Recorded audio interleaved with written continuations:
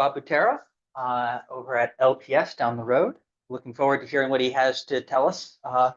But I should say that he got his PhD at UIUC and then was a visiting scientist, but sort of postdoc at Sandia, and then before coming to LPS.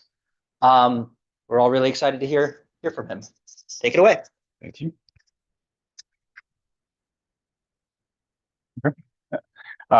So I want to say, thank you for the invite and the opportunity to speak here, to talk not only about research that is performed within my group at LPS, but also to provide a bit of a forward-looking face to LPS, to the UMD community. I know we tend to be the lab kind of just off campus that no one really seems to know that much about, and so this at least gives the opportunity to provide some insight into things that we have going on. So I want to start this talk off by giving a bit of an overview of LPS and the LQC for those of you who might not be as familiar, before diving into more of the technical stuff on novel scanning probe techniques for quantum information sciences. So in particular, two topics and two projects that I want to go over. One's on our atomic scale quantum devices. So this is with the STM lithography for precision placement of dopants to be used as single dopant qubits, as well as a unique form of millikelvin scanning tunneling microscopy, where we induce a quantum dot in a semiconductor material and use that as a scannable probe to interact with the environment and gain some insight into materials properties. So LPS is a mission research organization.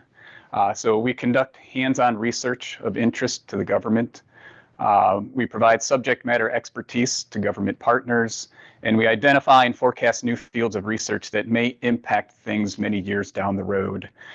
We do interact extensively with the Department of Defense and intelligence communities, other government collaborators, so national labs, so things like Sandia National Lab. So part of the time that I was out there was as an LPS employee doing collaborative work out there.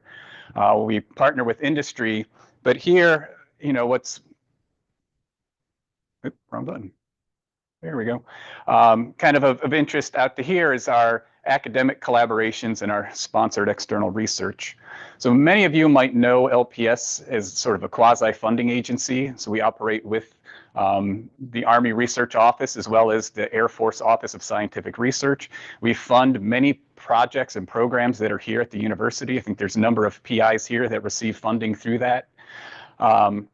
A number of things of looking at various aspects of quantum information sciences or materials for quantum computing, new and emerging qubit science and technology aspects. But what seems to kind of fly under the radar to most people is the fact that we do have internal research programs at LPS. So we do a lot of active work in understanding various materials for quantum computing, spectroscopy for identifying two-level systems, keep hitting the wrong button, superconducting qubit measurements, high quality factor resonators, many dilution refrigerators to perform this work. And then the work that I'll be getting into is our atomic scale quantum devices. Our facilities are very state of the art. In particular, since kind of the COVID shutdowns, we've had a huge investment into various things throughout the laboratory. So everything from dilution refrigerators to new molecular beam epitaxy systems, state-of-the-art e-beam lithography tools. So a number of things to really spur the research that we're doing internally, as well as to help spur the research that we do collaboratively with our partners, including partners here at the University of Maryland. The other thing that I think folks might not be as aware of is this notion of the LPS Qubit Collaboratory. So the LQC is one of the 14 national quantum research centers that were established in response to the National Quantum Initiative Act. Our mission is to really engage differently in a more collaborative environment, pursue disruptive fundamental research in enabling technologies in the realm of quantum information science, grow deep collaborative partnerships to tackle those very difficult challenges, and build the quantum workforce. So develop opportunities that we can help lay the foundation for what will end up being the quantum workforce of tomorrow. We've had very strong ties to the university. So again, not just with the funding, but also just with our collaborative opportunities. So at LPS, we have University of Maryland students and postdocs and scientific staff working with us, performing the research, as well as sponsoring fellowships here on campus for students and postdocs. So we have partnerships with both JQI, the QMC Quantum Materials Center, and the Quantum Technology Center, where we have a number of fellowship opportunities that are available. So in part, I want to put this out there for everybody to be aware of, the fact that these are out there, to engage with the directors of these different centers here on campus to understand what that selection process is to be named one of these fellows. And we really want to be able to maximize these positions that are available. In addition to the fellowships that we sponsor here on campus, we also sponsor the LQC National Quantum Fellowship Program. So this is an opportunity that's open to U.S. graduate students. It's a 3-year fellowship. It requires a proposal to be written that outlines your research topic and the activities that you're going to perform during the duration of that fellowship. The topic must be connected to advancing qubit device or implementation, can be experimental or theoretical. And we try to make this very competitive with the stipend. So if you compare what we offer here to like the DoD fellowships or the NSF graduate research fellowships, we're right on par because we want to make this a highly competitive fellowship opportunity. The deadline to apply to this is March 31st. So if students are interested, follow that link there. In addition, having this fellowship affords the opportunity to both visit and collaborate with researchers at LPS, the LQC, its personnel, and allows you to make use of our state-of-the-art equipment. We also extend that to our fellows that we sponsor here on campus. We really want to drive that partnership to be able to have more research in this collaborative environment. And lastly, through the LQC, we sponsor what's called the Qubits for Computing Foundry. So those of you who are involved in experimental qubit research may be well informed of the fact that fabricating devices is extremely difficult, and especially for new faculty that are trying to get into quantum information sciences, there's a huge investment that needs to take place in being able to build up the infrastructure to have a state-of-the-art qubit device. And we partner with state-of-the-art labs at Lincoln Labs, MIT Lincoln Labs, HRL, and Intel to provide access to state-of-the-art devices for groups that want to just hop right in and start doing some research into quantum computing. And I'll come back to this notion about qubit device fabrication being hard when we get to further into the talk. So now that kind of salesmanship is out of the way, it's time to dive into the technical details. But if you have any questions about LPS, the LQC, how to interact, please come see me after the talk or send an email afterwards. We're just down the road and open to talk. So in terms of these novel scanning probe approaches for QIS applications, the one that's, I would say, nearest and dearest to my heart is, centers on using the STM as a precision lithography tool. So for those of you that are aware of scanning tunneling microscopy, it was invented really to be able to image and understand topography. So you would see atoms on a surface. And I always use the air quotes because it's not like a typical microscope where you're actually seeing the image. You're just measuring some electrical signal that gives you insight to assume that that's where an atom is. But the fact that an STM works on quantum mechanical tunneling, and a tunneling current is exponentially dependent upon the distance between, in this case, the tip and the sample, means that you have a very highly directed beam of electrons going from your tip to your sample. And so you could think of that as like an E-beam lithography tool, just on a very, very precision level. So in this case, we're able to use the STM to manipulate, remove, certain atoms from a surface, and then through careful control of chemistry, replace that with an atom to do the things that we want to do. And so what we're after is realizing some instantiation of what's known as the Kane quantum architecture. So some of you may know Bruce Kane, who I don't see here in the audience, but He came to fame over this proposal for a quantum computer that's based on the precision placement of individual phosphorus atoms in isotopically purified silicon. So when you take a phosphorus atom and replace a silicon atom with that phosphorus atom, you could kind of think of this as having a hydrogen atom in an otherwise sea of silicon, right? So you have some electron that's bound to a nucleus. You can control and manipulate that electron. You can use it to interact with the nuclear spin. So you get a really interesting qubit environment based on either a nuclear spin or an electron spin, but you have something that's very well isolated from its surrounding environment, especially if you're able to isotopically purify that silicon. Also, because you're in a semiconductor, you can utilize electrostatic gates to manipulate the electron wave function to pull it on and off that nuclear spin, to turn on and off a hyperfine interaction, to pull it between individual neighboring dopants to have an exchange interaction. But as I stated earlier, fabrication is extremely difficult. So this requires the placement of these individual atoms, not only with precise positioning, but also to align electrostatic gates above them in order to control and manipulate that qubit device. So there's, let's say, one group in the world that pioneered the fabrication technique that is, in many cases, light years ahead of every group out there. And they had a very a big announcement this past week on realizing Grover's algorithm in their dopants. So I believe that's out there in Nature Nanotechnology. But as we started to kind of investigate this research, we started to think of what are really the challenging things that we can explore at LPS that aren't just performing the same things that other groups are doing, but are still pushing things in the same direction to advance the technology of this fabrication and really understanding how to utilize dopants as qubits.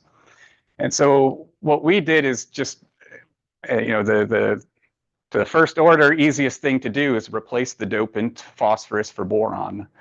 And so when we do that, we now have an acceptor in silicon as opposed to a donor. That means that our charge carrier is a hole as opposed to an electron. So we have different physics that we can utilize in terms of the operation of this qubit. In particular, the single acceptor qubit states are tunable. So they're affected by strain, electric field, compressile strain. So you can kind of manipulate what would be the underlying ground state of this qubit and make it either something that's charge-like or something that's spin-like, depending upon what you're applying to that qubit. Now, the fact that it's tunable and all these different things affect the qubit means that we have a little bit harder time controlling that qubit, because now charge and other things couple in a lot easier to this system as opposed to the phosphorus atom. However, it affords some opportunities that maybe provide a bit of a win in this system. So either the fabrication could be easier, the fact that we can control this with an electric field can make the operation of this device easier. So it's something that for us is interesting and worth exploring, as well as the fact that in order to fabricate this device, we're going to utilize a lot of the same techniques that were being developed for the Kane architecture. Now, the reason why, yep, go ahead. Naively, you might think that holes, electrons, pretty much the same thing. So what makes it so much more sensitive? Because it's a hole. Well, in this case, the hole, because now we've got holes in that valence band, and so in the valence band we have very strong spin-orbit interaction, and so that allows it to couple in easily to electric fields, more so than that electron that's sitting in the conduction band. What's that? So when we have the electron for the donor, we're thinking of the electron in the conduction band. And so we have other physics, we have Valley physics and different things that couple in, but the spin orbit interaction in that system is considerably smaller than it is with the holes. Okay. And so when we, kind of dive into this to understand why this hadn't been explored out in the literature, a lot of it centered on, the need for developing the chemistry to realize this system. And so, my time at UIUC, I was, material science. So the chemistry and the fabrication things are, near and dear to my heart. And so, spending the time to develop, the appropriate chemistries, while tedious, was also fairly fascinating to me. But I could spare you all, the details, but to say that we've had to change, the chemistries from hydrogen-based. So the hydrogen-based precursor that would deposit your boron dopants is diborane, and besides the fact that it's extremely explosive and hazardous, and the safety folks said there's no way that we would put that at the lab, you're putting down 2 dopants at a time, and so having a single dopant qubit just isn't really feasible. Yeah. So we switch out to halogen-based, and so we switch out the pyrophoricity and some of the toxicity for corrosiveness, but it's not as bad as one might think. And so over the years, we've developed this process that enables us to do, STM lithography on halogen-based resists. We've explored silicon epitaxy on these halogen-based resists. We've deposited both boron and aluminum dopants to realize devices at the atomic scale in this material. We've explored some novel self-assembly techniques to come up with a large-scale way to place down, dopant arrays, as well as diving in with our partners at Sandia to understand, the atomic scale details of how these different, dopant precursors react on the surface and ultimately leave you with a single dopant. So the STM process itself, we're utilizing a resist, which in our case is a single layer of hydrogen or chlorine that we put onto silicon. The STM will remove individual resist atoms, thereby exposing a highly reactive site that we could place in the dopant precursor. And so what's great about this dopant precursor is that it's not only placing the dopant that you're going to use for your qubit, it's also heavily doping surrounding regions that you can utilize as electrodes, because we're putting in so much dopant and having such high concentration, we're well beyond the metal insulator transition. So those regions will conduct down at millikelvin temperatures. And so if you could remember back to the Kane architecture where you had the gates sitting on top, trying to be aligned to a dopant. Now we're looking at everything on a single plane, and we can draw in our electrodes as close to we want it to that dopant to be able to control, manipulate, and operate anything on that surface. After we place those dopants, then we cap it with silicon. So we'll grow 20 nanometers of silicon to isolate that device active region. We can grow as thick of a silicon layer as we want to isolate it from the external interface. And that's one of the added benefits for this technique, is that any sort of thing that might couple in noise from the external, from the surface of that device, can be well isolated just by putting a very thick layer of silicon on top of it. Shameless plug for a video that was put out there.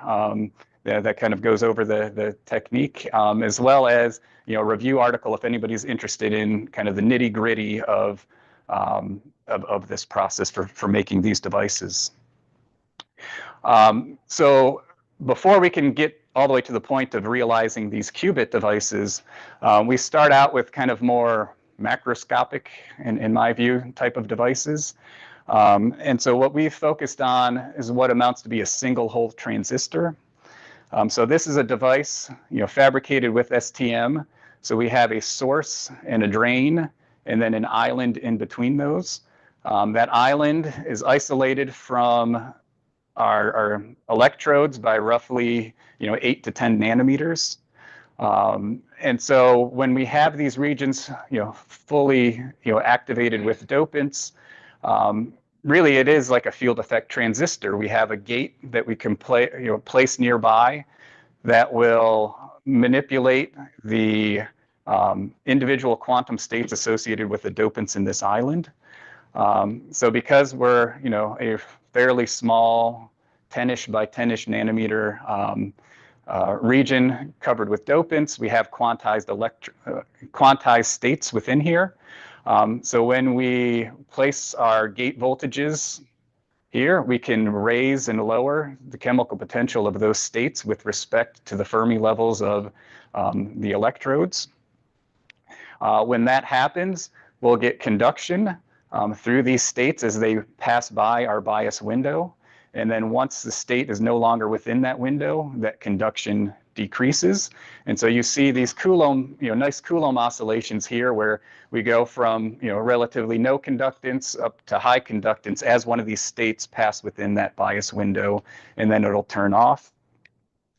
We can explore this in additional gate space where we're varying not just the gate potential, but as well the source and drain potential, and get nice Coulomb diamonds. We can verify the fact that we have holes as our tunneling charge carriers by the fact that our addition energy as we go to larger and larger positive voltages becomes larger and larger, which is just the reverse of what's seen with single electron transistors and the phosphorus doping. And wow, I got through that pretty quickly. And so where we're after with that device, I mean, one, it's just an interesting demonstration of our ability to control these devices at the atomic scale. But our next step is really to shrink the size of that island down to the point where we're left with a single dopant atom within there, giving us a single atom transistor. And so when we have a single atom transistor and we start doing transport, but within a magnetic field, we're going to be transporting through the individual spin states associated with that dopant atom. So I show this as prior literature from a group out at University of New South Wales of looking at a bulk-like boron dopant in one of these transistors, and that you see the bulk-like acceptor dopant spin states here. However, when they transition to a device where they're able to add strain in it, they see that they get a change in those states and a separation, in a very well isolated two-level ground state from additional states. Now, what we don't yet know within our fabrication methods is what we would expect from a precision placed acceptor atom. So one where we're not applying external strain, but where chances are coupling in a lot of strain because we have a lot of boron dopants nearby. And what we're really after is, are we going to see something like this? Are we going to see something like this one over here? And once we have a good understanding of that, then we can start proceeding to creating what would amount to be our single qubit devices. Yep. On the left, plus we have plus 1/2 on the bottom. Is that undesirable compared to having the plus 1/2 and minus 1/2 on the bottom? I mean, why induce the strain? So inducing the strain out to here gives you something that's a little bit more spin-like in coupling into I guess in that case, having a stronger, Zeeman splitting into there for the readout. And so, the postdocs, working in my lab are, hard at work shrinking the size, and student, to do the measurement of shrinking, the size of those, those islands to get us to that point where we have our single atom to then kind of go forth with our qubit devices. The other technique that we have, again, is our novel, scanning probe approach is this induced quantum dot system. And so again, I'm going to reiterate the fact that fabricating semiconductor spin qubits is hard.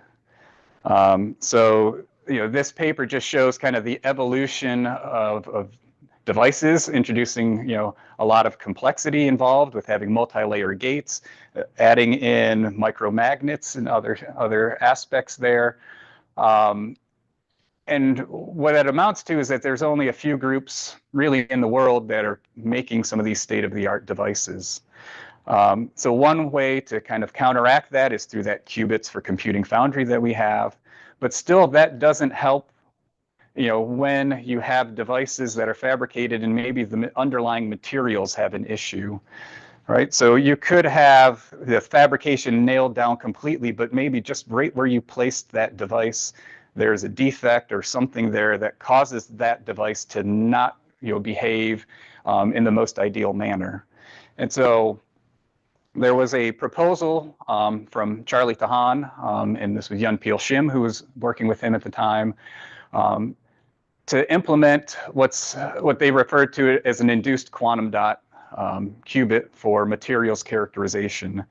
And so the thought being is that if we can, before we do any of the fabrication of the gate electrodes and things on these quantum dot materials, can we have some sort of probe that would give us a sort of makeshift quantum dot on it that we can interact with its environment and really understand the underlying materials properties before having to resort to that fabrication process. So the proposal was to take, some metal electrode, have that coupled into a LC resonator as a tank circuit. So when you apply a voltage to this electrode, you create a potential well in either your silicon, sort of CMOS-like device, or your quantum well heterostructure device. And so what that really looks like is just an STM probe, right? So you have a sharp metal probe that you can bring in close to your sample. You put a voltage on it. You can induce a potential, and that way you have the ability to scan this quantum well, potential well about your sample and interact it with its environment and really get some insight into the underlying materials properties. Additionally, so on the one hand, we were, this is the approach that I'll kind of dive into some details here. We have an additional approach where we do the same sort of thing of inducing a quantum dot, but now we're using a flip chip approach. So we have our material that we want to have our quantum dot in, and that it's completely isolated from a control chip that's flip chip bonded to it. So we're not adding any sort of strain or anything from having, the gate electrodes on that quantum dot material. But why I say that that electrode looks very much like an STM is that, when we operate an STM, we're putting a bias between the tip and our substrate. And because we have a semiconductor sample, we get band bending at that interface. So very much like what you get with a field effect transistor. Depending on the polarity of the bias in our tip, we can either accumulate electrons into this potential well, or we can deplete the electrons and accumulate some positive charge carriers there. Again, the fact that we have an STM means that we can move this about the surface. So we're not just stuck to one location like you would have if you had a device fabricated on a chip. And we can start gaining, again, insight as to what types of defects might be in that material, where might they be concentrated, and what might be the most ideal location within a chip to have a device fabricated within it. We utilize this LC tank circuit to be able to, to get some information on the capacitive environment of that material. So really, it's just a dispersive readout of what amounts to be a quantum dot. So the resonance frequency of our resonator will shift depending upon that capacitive environment. And then we really want to understand what can produce those changes in capacitance. And really, we're not measuring just that shift in the resonant frequency. We're sitting at one frequency and then seeing changes in either the phase or the amplitude, and then from that extracting out what that capacitive environment in that material is. As we began implementing this, we realized some really interesting things about the environment of our system. And one, being that impedance matching is very critical to be able to gain insight that we're after. So here's a bit of a cartoon of what the STM looks like as it begins approaching to the sample. So we have a piezoelectric stack. We have, our tip mounted right here, and then it approaches into our sample. So as we walk that tip in closer to our sample, we're changing everything from the tip sample capacitance to the stray capacitance. And so if we're monitoring, in this case, the resonant frequency, we see that as we start approaching in, that resonant frequency shifts. Then we go through a very sharp resonance, and then we continue to shift and get worse and worse. Unfortunately, where we have the sharpest resonance, we're extremely far away from our sample, so on the order of several microns, which just means we have to come up with ways to really fine-tune, our LC resonator, system, either, to be able to tune it on the fly or to have a better understanding of what's the most ideal characteristics for that. So just determine width of the resonance and why is it not where you want it to be? So it's partly not where we want it to be because I don't know that I have a picture on here of it. Our LC resonator, the inductor is really just a hand wound inductor that luckily just worked out to give us a good resonance in like the 300 megahertz range. So if we were to go back again, we would have everything well modeled and simulated to give us what would be the ideal inductance that we would want, and then we would fabricate some sort of on-chip inductance to place within the circuitry. Here, it's again, what causes all of that shift is just this large scale change in the capacitive environment within there. So again, going back and doing things in the most ideal manner, we would have done a lot more modeling and simulation to understand this, but kind of our marching orders were, let's get this up and running as fast as possible and, go forth and, change things as needed. Okay, but I'm interpreting the upper left picture like there's lots and lots of resonances, and some of them are more narrow than others. Well, okay, so what we have here is that each one of these is as that walker is stepped in one time. So I'll have one resonance out here. Let's just take that one out there in the blue, with the tip the furthest away. We take an additional step in, and now this capacitance changes. So the resonance frequency shifts. We get maybe a little bit sharper there. Right. So I understand why the resonance frequency can shift. Why does the language shift? Well, I mean, normally I would think there's some loss going on. Why is that? And the smaller the loss is, the more sharp the resonance is. I'm sure. Is that what's going on? So there is lots of loss going on there. As we are well outside our impedance matching there. I will have to admit, I'm not the most well experienced with performing, these resonance measurements, and I would defer to the person sitting behind you there.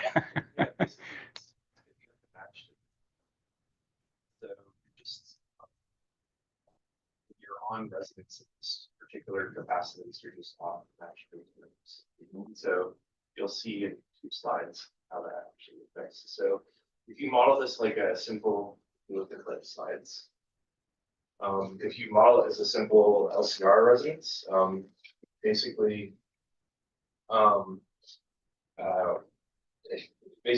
for certain values of capacitance, you just get your output.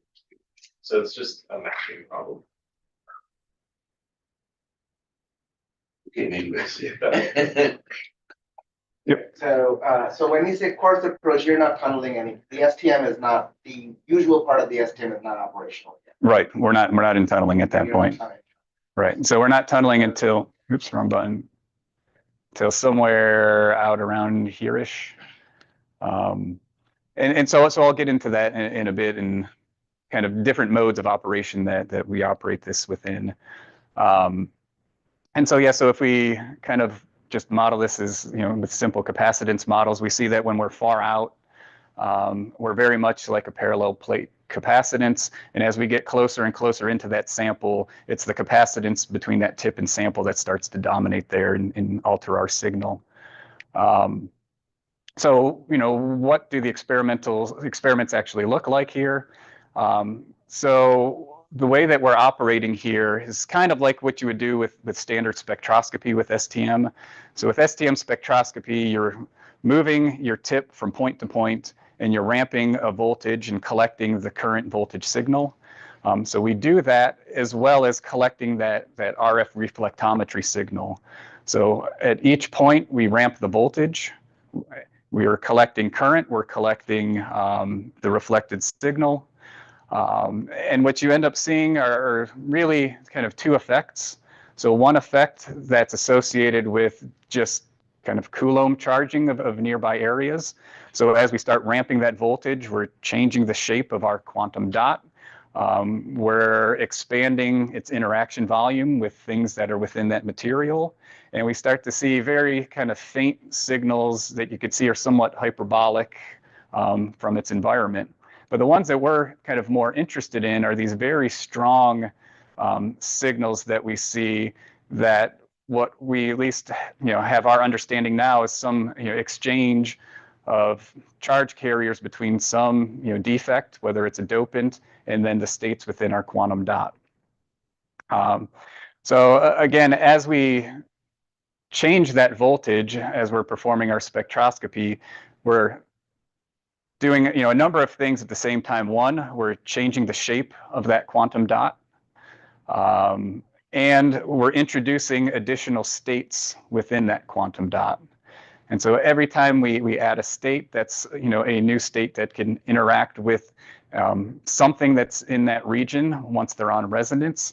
And if we have this exchange of something between that dot and its environment, we'll see a sharp change in both the phase and the amplitude of our reflectometry signal. So this is kind of one of our large-scale maps of this. So in this case, we operate in what amounts to what we call lift mode. So initially, we'll bring our tip and sample into tunneling just to have an idea of where we are. We'll take an initial scan to map out what the structure of that surface looks like. Then we back the tip off so that we're no longer in tunneling. So we want to avoid having the injection of electrons into this dot impacting what we're going to see with this measurement. And so as we scan about that surface, we see a number of these ring-like features centered in regions that have really no correspondence to anything in the topography or anything else that we otherwise see in that sample. We do a very low resolution, kind of large scale image for us until we find one of these features, and then perform what amounts to be a line scan to cut through that region in very high resolution steps. And so what you see are sort of these spectroscopy images here on the right, where we're looking as a function of position. So as the tip moves from here, through this region, where each step we move, we ramp the bias voltage, we collect the current, as well as the reflectometry. And so what we notice here, and if we focus on kind of these parabolic features here, is one, we get very, very sharp signals that are very, well, I don't want to say well confined, but very sharp features on the order of angstrom level. So we're able to very pinpoint the location of where these interactions are. They have a level-like feature because we have sort of these concentric parabolas within here. And kind of what our picture here is that we again have these states within that dot that are going on and off resonance with some state that we have in that environment. So each time, we have a new state to interact with, we'll get one line, and then as we change that voltage, we get, the other signal from that. Yep.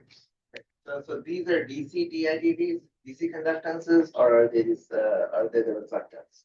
So what you're seeing here, I mean, that signal is phase. So the reflected phase, There's no DC conductance. You're not internaling anyone. correct. Okay, so you, okay. Oh, I see. So, and the reason you see a resonance is because of transitions between these dot and this level. Right. So we can also, perform what we call our Z spectroscopy. In this case, where we know for certain that we're no tunneling or any sort of effect of these charge carriers, whereas as opposed to ramping the bias voltage, we sit at one bias and then we just step the tip back. And so when we keep that bias voltage constant, but we move the tip back, we're changing that electric field. So we're having still sort of a similar impact to that device where we're able to change the position of those levels. But in this case, we're doing it as the tip goes back. And so that's what you see plotted here as a function of the height. And we see the same exact structure that we got from when we just changed the bias. And here we're just pulling that tip back. Everything looks similar except for this point right here where we seem to get this very sharp resonance, in that case at about 1 nanometer away. So again, we can see features that are sharply centered on what we believe to be some defect structure in the substrate, but then some overarching state that we're interacting with across the substrate here. Now, what that gives us kind of hope for is the fact that, in this case, we're working simply with silicon, but when we want to start switching over to something where we have a buried heterostructure that's many nanometers beneath that substrate, that we're able to get a signal down to it, which matches with what our modeling and simulation has been telling us, that we can form these dots 10 nanometers plus below that surface with this approach. So if we try to interpret these results and understand what's going on with just kind of a simple triangular potential at the surface, that's our induced quantum dot and some dopant, borrowing from work that was previously reported by Shankar Dasarma's group, what we could see is that as we change our bias, again, we're moving and adding additional states into this dot that can then come on and off resonance with our states within that dot. And you could kind of think of this as, again, a two-state system with an avoided crossing, in which case we have our maximum phase change in the vicinity of that avoided crossing. We've got initial modeling results that are happening. This is thanks to Matt Brooks and Charlie Tan's team, where when we put a simple 2x2 Hamiltonian to model that interaction, we're able to get results that match fairly well, at least in terms of the shape of what we think that interaction is, which gives us good that kind of warm fuzzy feeling that this is that what we believe is happening is the measurement that we have. I wish we could go into more details on these results, but these are kind of hot off the press and relatively new that we're going on. Yep. Scale seems to be on the bias voltage, right? Right, and so that's the one, that as well as kind of the curvature of these features here, which my understanding is just amounts to optimizing some of the parameters that go into this model. And it was a lot of tweaking and understanding what's going on to get replication of the data, at least up to this point. There are a bunch more features. So all the additional features are talking about over here in the experimental side. And so what we see here is sort of the overlap of multiple defects. So, we have more complicated pictures. Let's say, this one's an easy one to show because it's, more or less two fairly well isolated features there. Different areas and different substrates we've worked at, we can see a much higher density. We can see small features, large features. The small, the difference in size seems to correspond very well with an interaction model of just these defects being at different depths. So there's a lot more kind of that I'm sort of hiding under the rug, at least at this moment, but a lot of data that we've scoured through.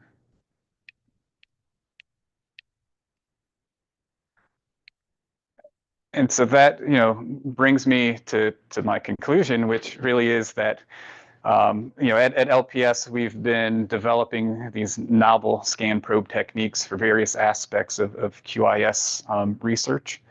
The precision lithography is really to extend this notion of atomically precise dopant placement and understanding single dopant qubit systems, to kind of carve out a new path that's parallel to what's already been out there, but also to explore some new physics that maybe might impart some value into this area of research. The induced quantum dot, is a very novel approach to doing this more materials characterization side of things, of understanding one, I mean, right now what we've been able to understand is pinpoint some of these defects, but what's left up to this point then is what are those defects? Can we really provide some sort of signature to what those are, to feed back into the materials growers and developers to potentially eliminate those things and create better qubit environments within this material. So with that, I'd like to say thank you for your attention. I want to acknowledge, the students and the postdocs and the research staff, as well as the collaborators that perform this work. And if there's any questions, I'm happy to answer.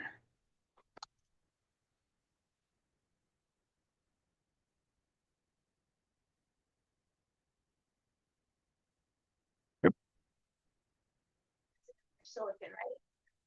Not yet. Yeah. So I guess my question was going to be, what sorts of defects do you imagine might be there? So, I mean, it could be a number of things of just like stray, I don't know, I can't, in that case, call it a dopant. Our initial thought was that we were interacting with just native phosphorus dopants that are within the material. However, the densities that we're seeing with this induced dot don't match with what our expected dopant concentration is within there. It's something, fairly low, of like 10 to the 12 per centimeter cubed-ish. And so it's tough to say exactly what it is, but it could be a number of things that sort of skate by in other materials characterization techniques.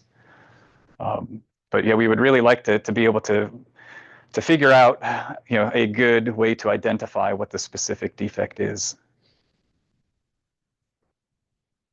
So I guess you showed a plot with like two of these sort of ring structures corresponding to two defects, and there's a bunch of other area that sort of seem pretty clear.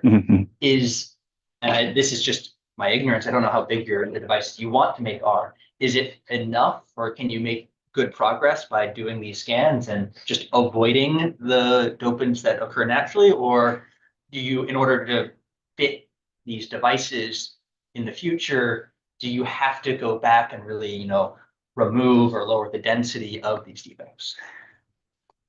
I want to say it could be an either or. So, the quantum dot, when you're making these gate control devices, the quantum dot is on the order of 10 to 100 nanometers. And so you really want to have, something that size to be free of all of these defects. And so let's say you're trying to make a single quantum dot device. Maybe that's sufficient that you say, okay, here's a 100 nanometer area. So if there's a way that we can then correlate, from our STM to identify where that 100 nanometer location is, then that can go to the fabricator to say this is where you place the device. Ideally, what we want to be able to do is communicate back to the growers to say, here's the defects that we found. This is what we believe they are. Can you trace that back into your process to figure out where it's coming from and try to eliminate that moving forward? So it could be either or approach. So can you go back 2 slides here? Right. So now you were saying that sort of generically, the simulation is looking like your experiment. So if I look at the experiment, look at the top curve. The prominent thing there is that narrow resonance. But I don't see anything that looks like that on the left. So in the simulation, So which part? So just the line width, or are you referring to what we tend to see here, where we believe, we're directly above the thing where we have a drop in the location of that resonance. So right, so we don't at the moment see that within this model, and that's at least where we're after with these simulations of identifying what parameters that we feed into this that would then enable us to see something that matches what we see in experiment. so So that- at the moment, at least, you don't actually have a theoretical model That perfectly matches, correct. Okay. Right. That's what I said. Very, very initial first stabs at this, and at least from my perspective of having, getting to this point where we've at least are able to replicate this, parabolic structure of that has been fairly big, and now it's kind of going back into refining that model to figure out what's missing at the moment. Yeah, Matt.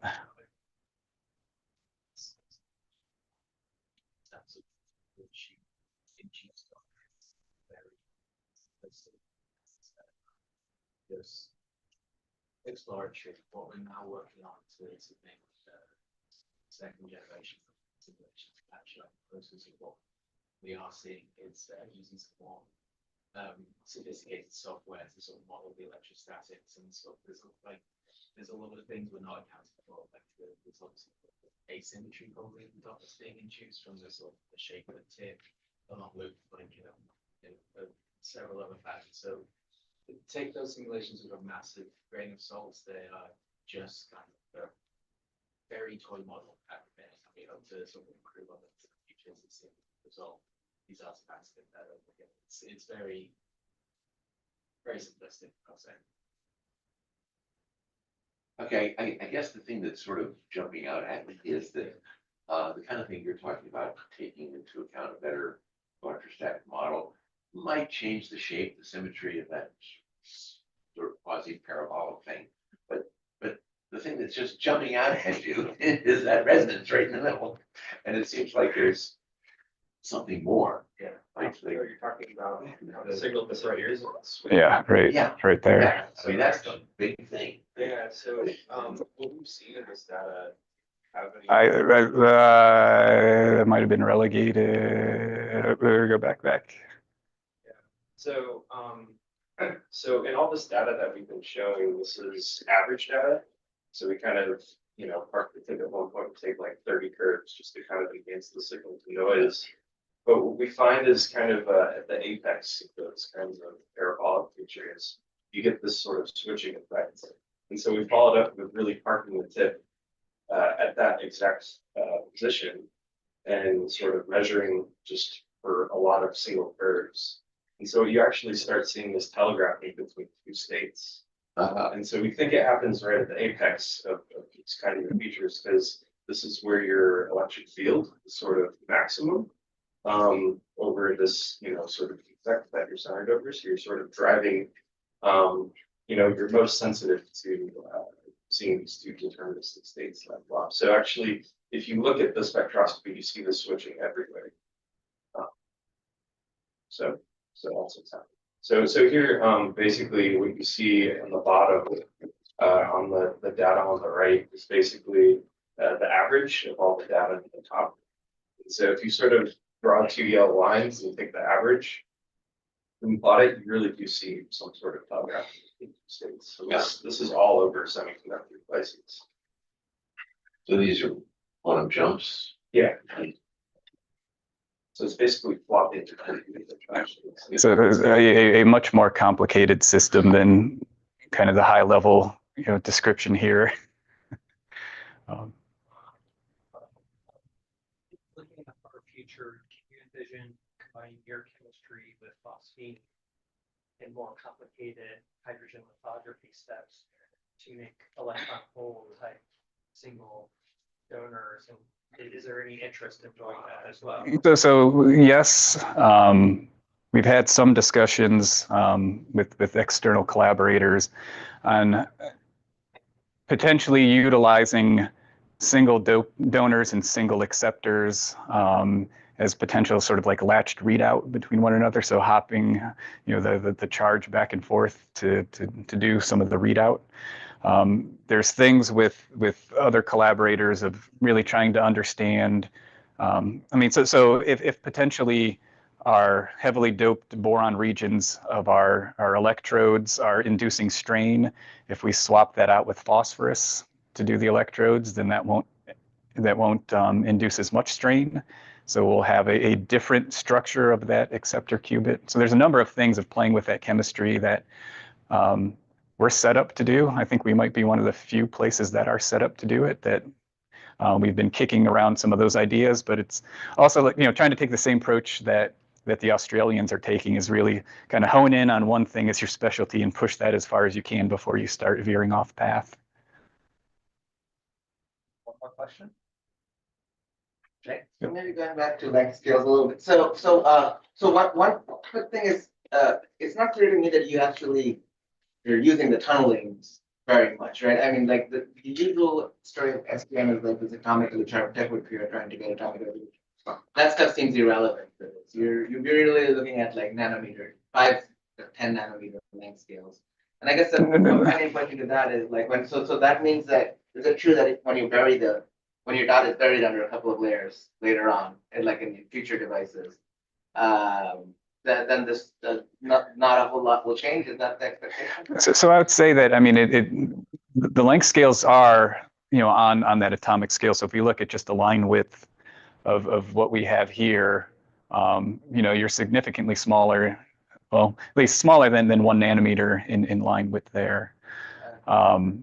Again, we are trying to avoid, issues with tunneling, because we want to make sure that we have some static population of that dopant, and we're not constantly injecting charge in it through the tunneling. And then we had a lot of issues with hysteresis there, of if we're tunneling in and we're at millikelvin temperatures with a piece of silicon, there's not a whole lot of place for that charge to dissipate to, so things start charging up and things shift all over the place.